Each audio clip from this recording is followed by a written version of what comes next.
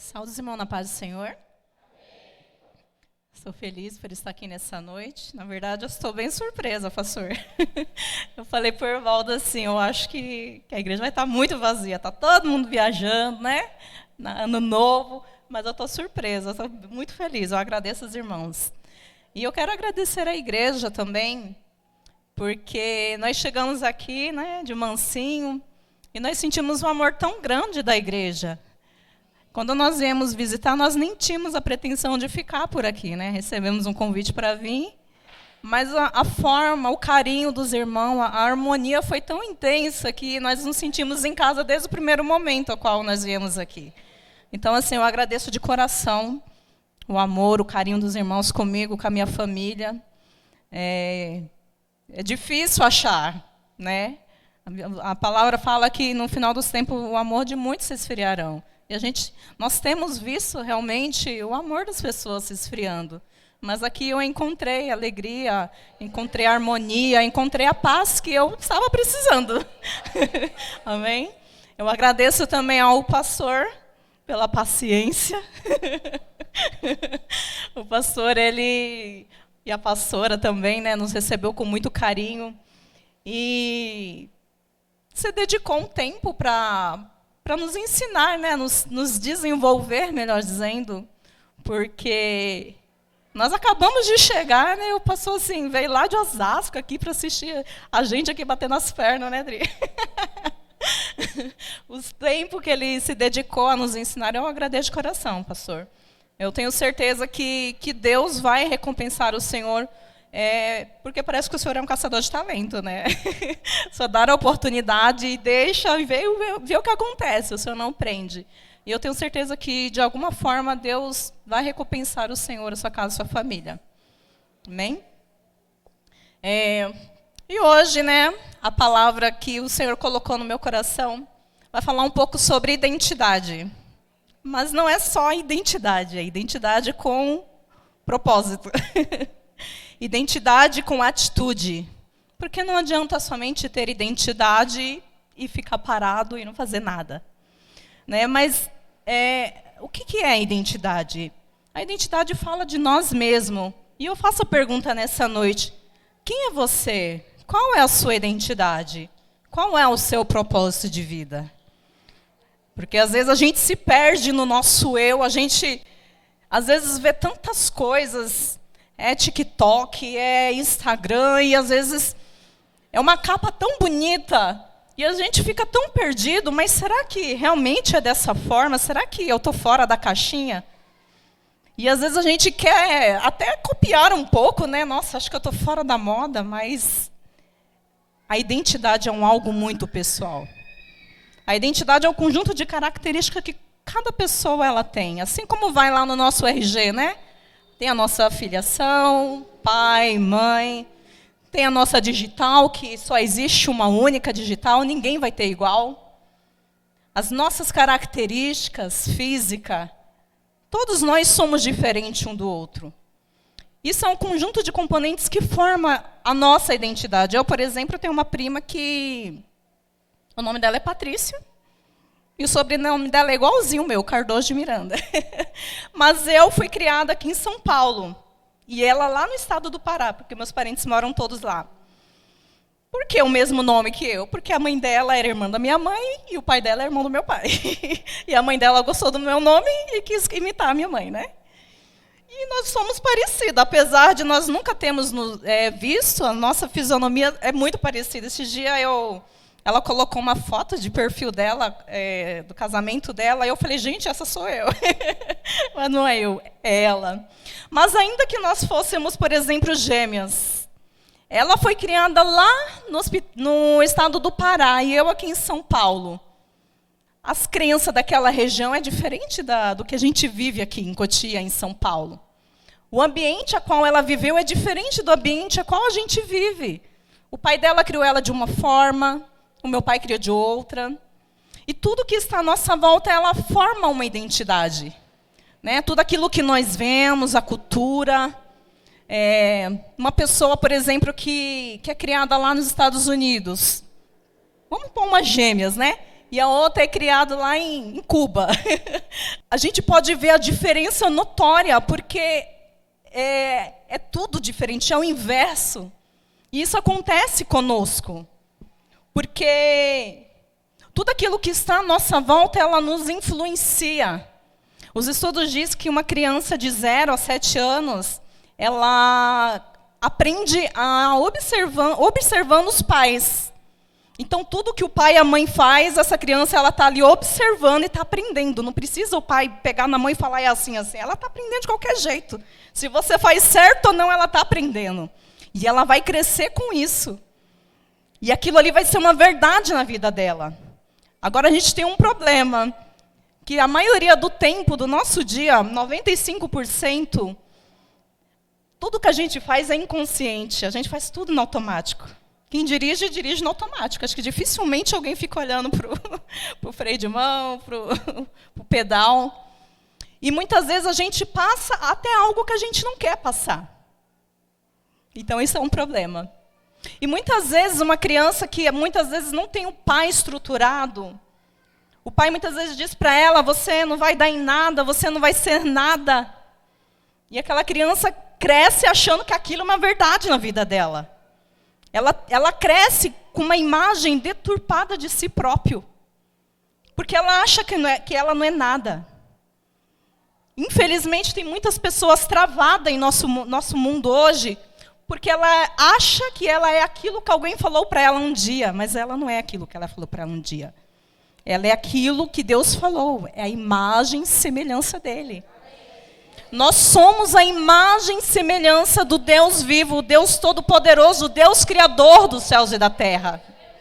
Então, um dia contaram uma mentira para nós e nós acreditamos. Nós acreditamos, infelizmente. Mas nós estamos aqui nessa noite. Em João disse assim, João capítulo 1, versículo 12. Mas a todos quantos receberam, deu-lhe o poder de serem feitos filhos de Deus. Então, nós somos feitos filhos de Deus. Nós temos a identidade de Cristo. E muitas vezes a gente acha que a gente não é nada. Mas Deus, ele não errou sobre nós. Ele fez cada um com a sua identidade, cada um com a sua característica, cada um com o seu jeito de ser. E é dessa forma que ele usa eu e você. Seria chato, né? Todo mundo igual, todo mundo pregando igual, né? Mas Deus não, ele fez todo mundo, cada um com a sua particularidade. E muitas vezes, é igual um professor numa sala de aula, ele explica ali de um jeito, e vem um aluno e explica de outro jeito, que é uma outra forma de se aprender. E muitas vezes a gente não encontra ninguém para dizer para nós que nós crescemos com a nossa imagem distorcida. E nós mesmos acabamos não dando valor para nós. Então, o que o Senhor quer falar conosco nessa noite é que você não é aquilo que disseram de você. Você não é um fracassado, você não é um perdedor, mas você é a imagem e semelhança do Deus Todo-Criador. Amém? Eu quero fazer uma leitura aqui em 1 Samuel. Irmãos, eu esqueci meu óculos hoje. Então, eu vou ler no celular, que eu não enxergo muito bem, não. Vou colocar bem de longe. Diz assim, 1 Samuel, capítulo 16. Hoje nós vamos aprender com alguém que teve tudo para dar errado. Teve sua imagem distorcida, isolado, abandonado, mas ele sabia quem ele era em Cristo. Amém? Que diz assim, então disse o Senhor a Samuel, até quando terás dó de Saul, havendo eu rejeitado, para que não reine sobre Israel? Enche um chifre de azeite, vem e enviar-te-ei a Jesser o belenita, porque dentre os seus filhos me tenho provido de um rei. Porém disse Samuel, como irei eu, pois ouvindo Saul me matará? Então disse o Senhor, toma uma bezerra das vacas em tuas mãos e dize, vim para sacrificar ao Senhor. E convidarás a Jessé ao sacrifício, e eu farei saber o que há de fazer. E ungir-me-ás a quem eu te disser. Fez, pois, Samuel o que dissera o Senhor e veio a Belém. Então os anciões da cidade saíram ao encontro, tremendo, e disseram: de paz é a tua vinda? E disse ele: é de paz. Vim sacrificar ao Senhor. Santificai-vos e vinde comigo ao sacrifício. E santificou ele a Jessé e a seus filhos e os convidou ao sacrifício. Só para a gente situar aqui nessa leitura, Deus havia já rejeitado o reinado do rei Saul. Por quê? Deus falava, Saul faz A, Saul fazia B. Deus falava para Saul, Saul só obedece. E Saul queria sacrificar. Então, no dia que era para Deus cumprir ali o reinado de Saul, Saul desobedeceu a Deus. E Deus falou, este não serve para ser rei. E por isso Deus deu a ordem para Samuel, o profeta. Samuel, vai lá, enche o teu chifre de azeite, vai até a casa de Jessé, porque eu escolhi um dos seus filhos para ser o rei. Como diz a leitura que Samuel ficou com medo, né? Porque se Saul descobrisse que era para ele ungir o outro rei, ele ia matar, ia mesmo. Mas Deus tem as maneiras simples de resolver as coisas. E Deus diz, mas quem disse que você precisa avisar que você vai ungir um rei? Você leva uma bezerra e avisa que você vai sacrificar. E nessa já aproveita e já unge. Não precisa dar com a língua no dente, Samuel. Parece que eu vejo Deus falando isso, né? E Samuel faz isso. E parece que quando Samuel chega lá na casa de Jessé, é como se fosse um desfile, né? Primeiro ele chegou, convidou, olha, eu vim sacrificar o Senhor. Eu vejo ali os filhos de Jessé todo arrumadinho, todo bonitinho, né? O mais velho, Eliabe. E vai começar agora o desfile de moda. E passa ali Eliabe na presença de Samuel. E quando Samuel bate o olho e vê aquele homem alto, robusto, né? Forte, bonito, arrumadinho, Samuel automaticamente, foi este que Deus escolheu. Por que Samuel teve esse entendimento? Porque Saul, a Bíblia diz que Saul era alto, Saul era robusto. Saul, no meio de todos, do ombro para cima, ele se destacava. Quer dizer, ele era muito alto. E Deus fala para Samuel, Samuel, este eu já rejeitei. Porque a gente tem a tendência de olhar e comparar. Se o outro rei tinha esse formato, provavelmente Deus vai escolher, né, um no mesmo padrão, né?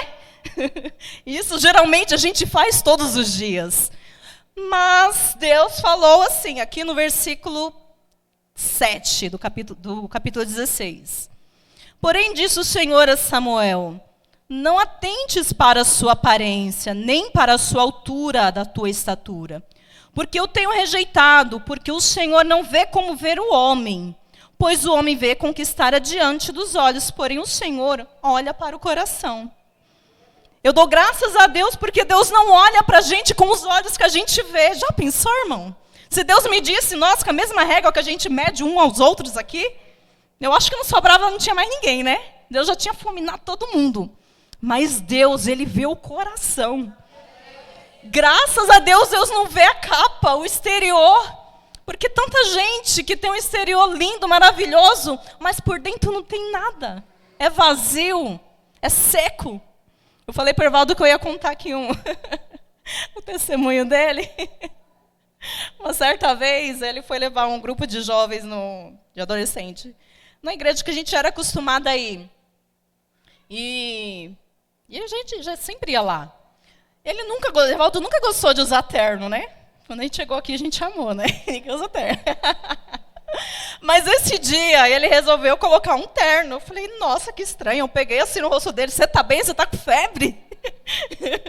Ele nunca usou terno. Aí ele falou, eu vou assim mesmo. Eu falei, você tá bem, pode ir. Aí, chegando lá, o pastor convidou ele para pregar. Eu falei, mas como assim, né? Aí logo a gente começou a rir, né? Só porque você está de terno. Eu falei assim, será que se a gente prender esse terno aqui num cabide, pendurar o terno, prega? Porque as pessoas olham a capa, não olham o conteúdo, não olham a habilidade que tem. Acha que uma simples peça de roupa vai fazer alguma coisa. É lógico que ele não aceitou, né? Que ele sabia que era por causa da roupa.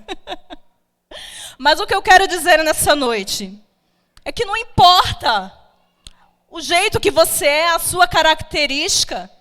Muita gente julga, que é assim, anda de tal jeito, usa o cabelo assim. Mas Deus, Ele não está olhando a sua característica física. Ele está olhando para o que você tem, o que há no teu coração, a amor, a paz, a perdão. É isso que Deus está olhando. Então passou Eliabe, o Senhor falou, não, Samuel, não olha a aparência. Passou Eliabe, passou Elinadab, passou Samá e passou os 7 filhos de Samuel. Samuel não, de Jessé. E Samuel começa a ficar preocupado. Mas, Senhor, o Senhor não ia ungir um dos filhos de Jessé? Já passaram todos. E ele resolve perguntar para Jessé, mas o Senhor não escolheu nenhum destes. Tem mais algum jovem? Tem mais algum mancebo? E parece que eu vejo a cara de Jessé. Ah, Samuel, tem sim.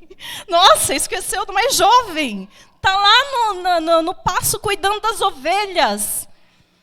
Agora aqui a gente já percebe que eles estão ali no meio de um banquete, no meio de uma festa.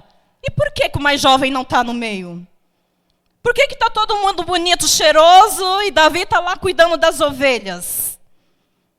Automaticamente Samuel fala, vai lá, busca ele agora. Enquanto ele não chegar, ninguém se senta à roda da mesa. Olha, irmãos, esse Deus é muito lindo. Eu até esqueci de falar que o título desse primeira atitude aqui, que é seja autêntico. Muitas vezes nós somos desprezados. Muitas vezes nós estamos no anonimato. Ninguém nos vê. Às vezes você fala assim, Senhor, mas eu estou fazendo tudo certinho. Mas ninguém me enxerga, ninguém me promove. Eu tô aqui há tanto tempo, eu faço tudo direito, tudo perfeito. Mas parece que tudo que eu faço é em vão. O homem não está te vendo, mas Deus está te vendo. Ninguém passa batido diante do Senhor. Ninguém. E quando Samuel dá ordem, vai lá, busca Davi, traz ele agora. E chega Davi lá, imagino todo sujinho, né? Cheiro de pasto, não está cheirosinho igual seus irmãos. O Senhor disse, é este, unge. Unge porque é este a quem eu escolhi. E quando você está passando nos seus momentos de dificuldade, de isolamento, que ninguém te olha, ninguém te vê, você está lá no anonimato. Mas quando Deus te chama na presença daqueles que te desprezam. E Samuel vira ali o chifre de azeite na cabeça de Davi. Na presença dos seus irmãos. Aqui no Salmo 23, diz assim, preparas uma mesa perante a presença dos meus inimigos. Unge a minha cabeça com óleo. Sabe o que eu entendi que o Senhor falou aqui? Porque no momento que você está isolado, desprezado, vai ser sim um momento que ninguém vai te ver. Você vai ficar lá sozinho, vai. Mas no momento que Ele te chamar, que Ele vai te fazer uma promessa, todos vão ver. Todos vão saber que Deus é na sua vida. Aqui no versículo 1 Coríntios, versículo 27, diz assim, mas Deus escolhe as coisas loucas deste mundo para confundir as sábias. Quem era Davi diante dos seus irmãos? Que nem convidado para o banquete ele foi? Quem era Davi? Não era ninguém estava vendo Davi, mas Deus viu o coração de Davi. Um coração puro, um coração amável, um coração que amava a Deus.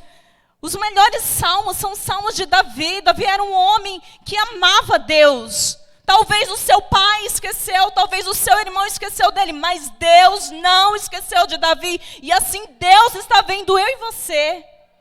Ainda que o homem não dá nada, ainda que o homem te despreza, Deus está vendo. E diz assim, e Deus escolheu as coisas fracas deste mundo para confundir as fortes. E Deus escolheu as coisasvis deste mundo e desprezíveis.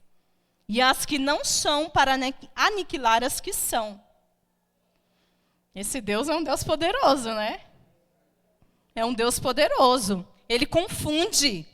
Eu imagino que Jessé nem chamou Davi, porque provavelmente ele achou que Davi era o improvável. Eu não vou chamar Davi não, talvez seja isso, né? Não sei, eu pensando. Não vou chamar Davi não, que certamente ele não vai fazer diferença. Ele é o mais jovem, é o mais moço. Deixa ele lá no pasto mesmo. Mas quando Deus quer, irmãos, ele exalta.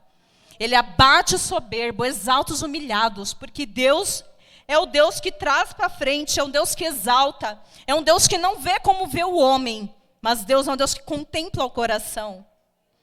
E até aqui, Davi estava desprezado, ninguém via as habilidades de Davi. Mas quando o Senhor derrama ali, Samuel unge ele, a Bíblia diz que o Espírito de Deus se apodera de Davi. Então, automaticamente, o Espírito que estava em Saul, ele se apossa de Davi. Agora, Davi, ele tem o Espírito de Deus com ele, assim como hoje nós temos o Espírito Santo. O Senhor, ele nos deu de presente esse Espírito Santo para quê? Para poder ajudar-nos a vencer as nossas guerras, as nossas batalhas, para nos consolar. E é tão importante ser autêntico. Davi aqui, ele tinha as suas habilidades, Deus viu isso. Que depois que o Senhor trouxe ele à tona, que Deus disse, o rei de Israel é esse aqui. As pessoas começaram a observar Davi. Uma certa vez, assim que o Espírito de Deus saiu de Saul, a Bíblia diz que um espírito mau começou a atormentar Saul. E um dos seus criados deu a ideia, olha, chame um homem que toque bem, para que quando ele tocar, você se sinta melhor. E agora vem alguém e vai falar de quem? De Davi, o desprezado, o improvável. E diz assim, a parte B, eis que tenho visto a um filho de Jessé, o belenita, que sabe tocar, mas ele só não sabe tocar, porque a exigência era que saiba tocar, mas que saiba tocar bem.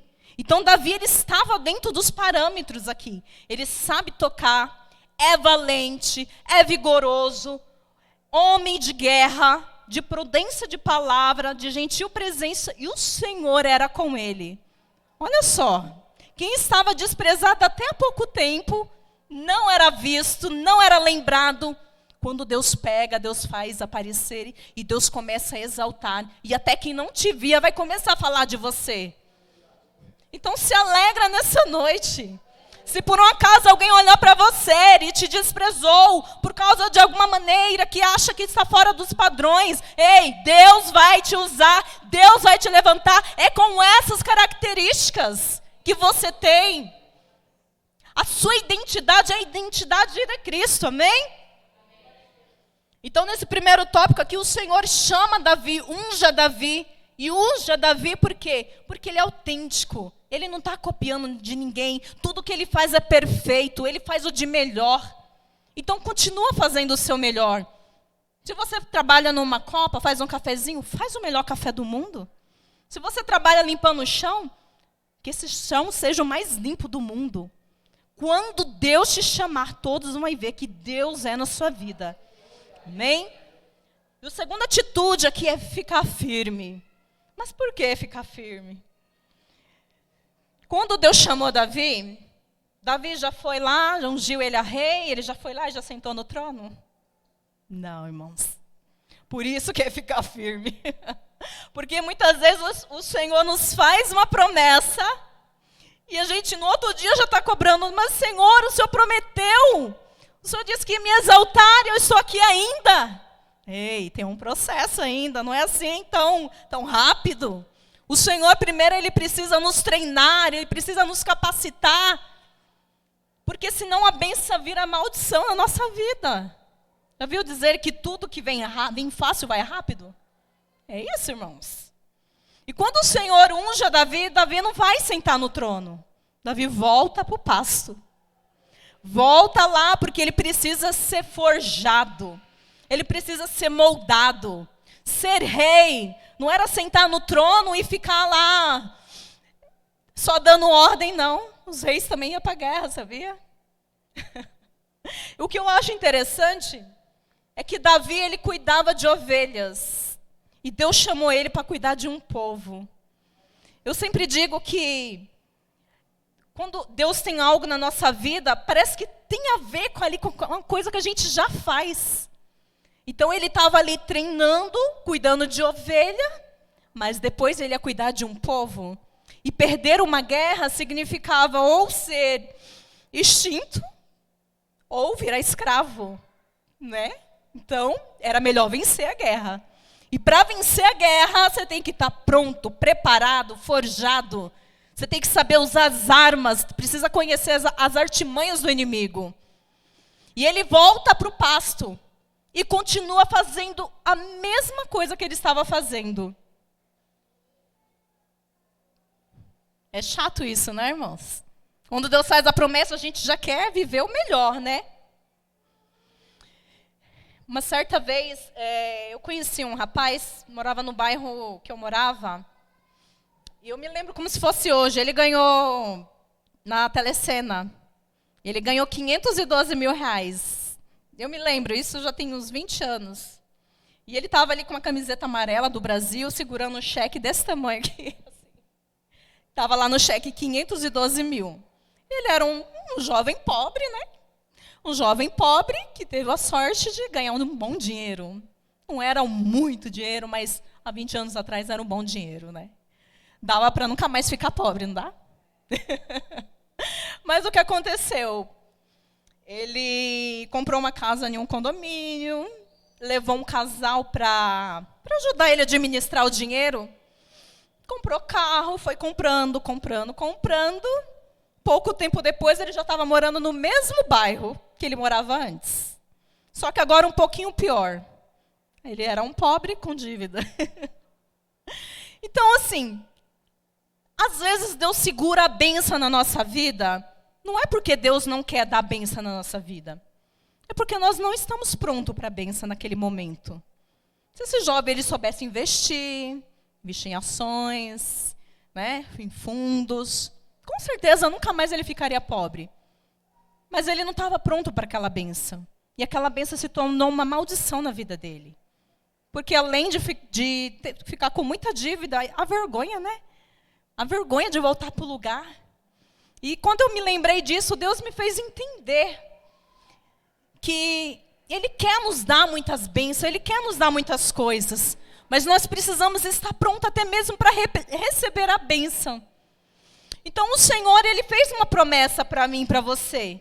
Não é para desanimar, não é para parar, é para continuar firme, era para prosseguir, é para continuar sendo moldando o que? O nosso caráter, criando estrutura. Porque senão, quando vir um vento, a gente não aguenta, a gente cai, né? Assim como uma palmeira que ela cria raízes profundas, assim nós precisamos. Quando o vento bate, ela quase cai no chão, mas ela não cai, porque as raízes delas estão lá embaixo, estão profundas. E assim somos nós também. E muitas vezes a gente reclama do processo. Ai, Senhor, este processo está muito difícil, eu não vou suportar. E o que Deus tocou no meu coração é que o processo, a gente escolhe o tempo que quer ficar no processo. Quando Deus tirou o povo lá do Egito, tirou lá da escravidão, o povo passou pelo deserto. Era uma caminhada de 40 dias naquele deserto.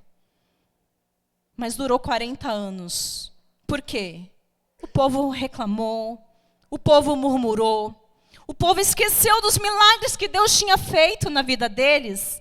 Deus abriu o mar, Deus colocou uma coluna de fogo ali para proteger do frio, uma nuvem para proteger do sol. Mas parece que aquele povo tinha esquecido de tudo aquilo que Deus tinha feito na vida deles. E por causa disso, por causa da murmuração, o Senhor prolongou este tempo de deserto.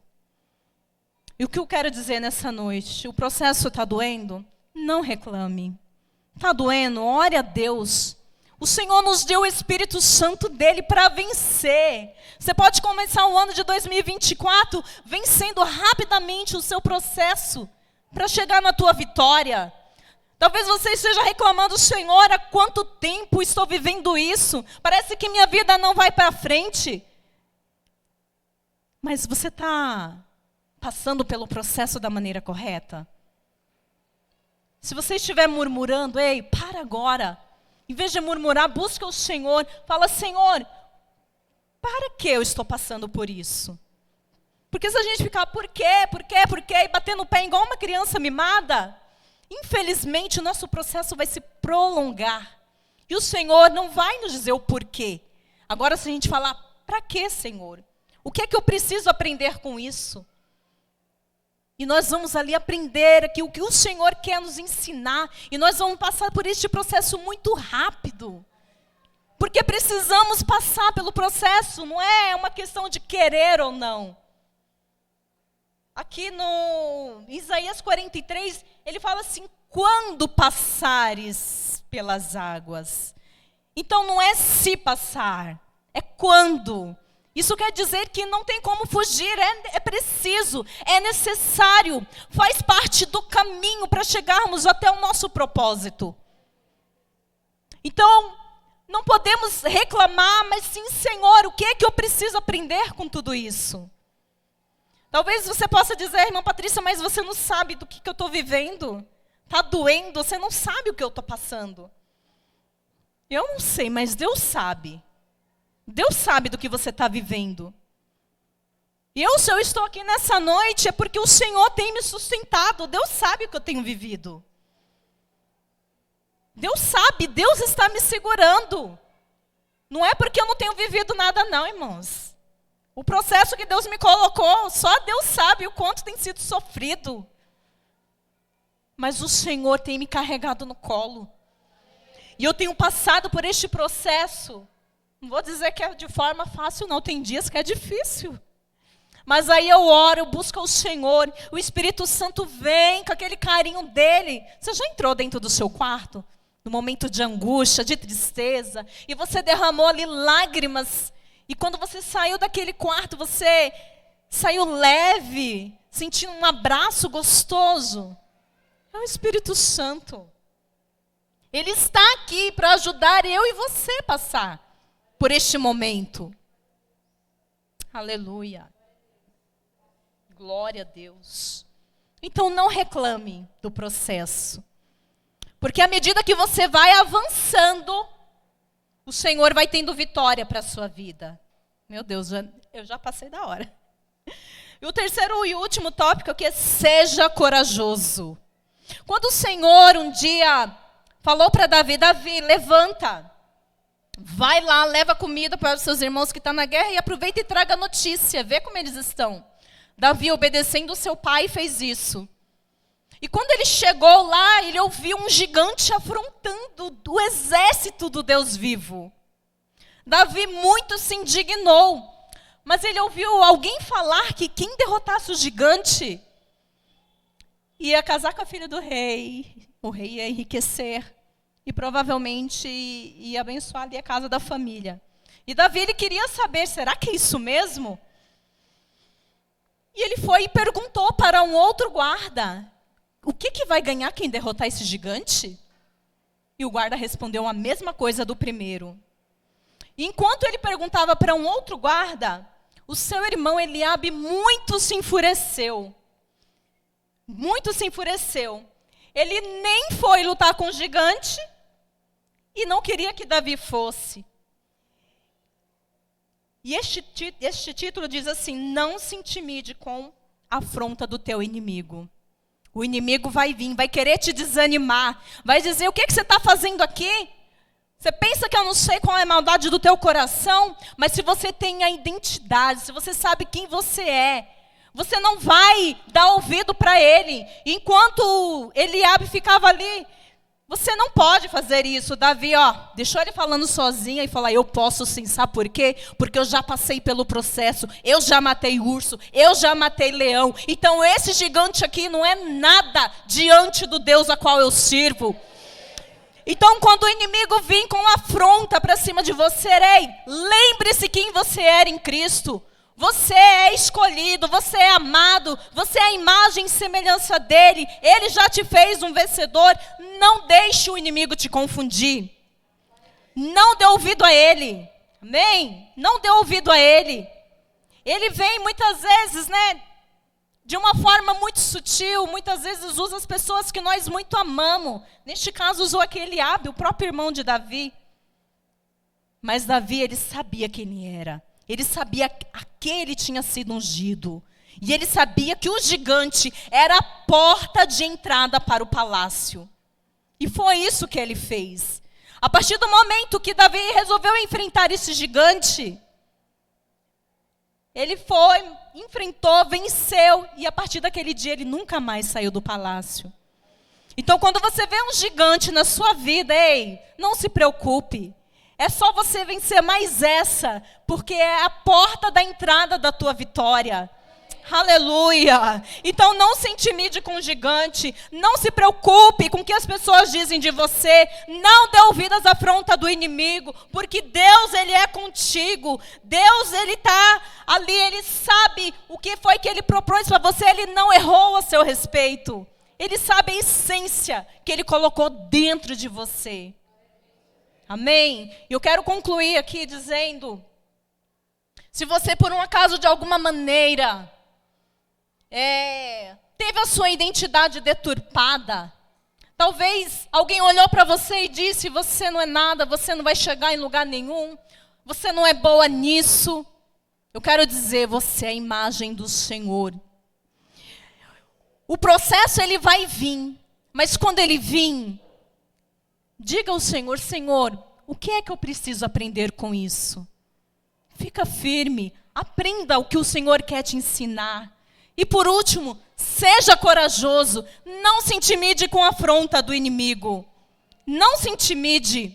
Ele vai vir, vai, porque ele sabe que Deus te ungiu para algo grande. Ele sabe que através da sua vida, grandes coisas o Senhor pode fazer. Não tenha medo, não se intimide, seja corajoso, enfrente o gigante.